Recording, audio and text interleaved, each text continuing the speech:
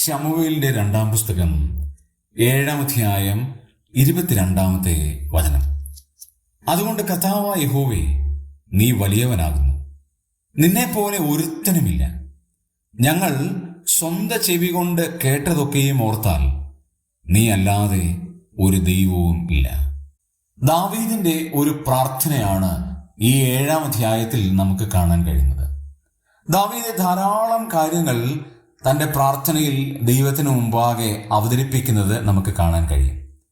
അതിൽ ഏറ്റവും ഹൃദ്യമായി എനിക്ക് തോന്നിയത് ദൈവത്തിൻ്റെ മഹത്വം താൻ സമ്മതിക്ക് പറയുന്ന കാര്യമാണ്. ദൈവത്തിൻ്റെ മഹത്വത്തിൻ്റെ വ്യത്യസ്തമായ രീതികൾ അവിടെ അവതരിപ്പിക്കുന്നത് നമുക്ക് കാണാൻ കഴിയും. ഒന്ന്, അവിടെ പറയാണ്, അങ്ങേപ്പോലെ വലിയവൻ ആരുമില്ല, അങ്ങേപ്പോലെ ഉന്നതനായ ഒരാളില്ല, അങ്ങേപ്പോലെ യുണീക്കായ ഒരാളില്ല. എന്താണ് കാരണം? ഞങ്ങളുടെ സ്വന്തം ചെവി കൊണ്ട് കേട്ടതൊക്കെ ഓർത്താൽ അങ്ങല്ലാതെ വേറൊരു ദൈവമല്ല. ദൈവം നമ്മളെ നടത്തുന്ന വഴികളും വിധങ്ങളും ഒരു നിമിഷം നമ്മൾ ചിന്തിക്കുകയും ഓർക്കുകയും ചെയ്താൽ നമ്മുടെ ദൈവത്തെ പോലെ ഒരു ദൈവം വേറെ ഇല്ല എന്ന് ദാവീദ് പറഞ്ഞതുപോലെ പറയേണ്ടി വരും. കഷ്ടതകളുണ്ട്, പ്രയാസങ്ങളുണ്ട്, രോഗങ്ങളുണ്ട്, ദുഃഖങ്ങളുണ്ട്, സാമ്പത്തിക പ്രയാസങ്ങളുണ്ട്, ശാരീരിക പ്രയാസങ്ങളെല്ലാം ഉണ്ട്.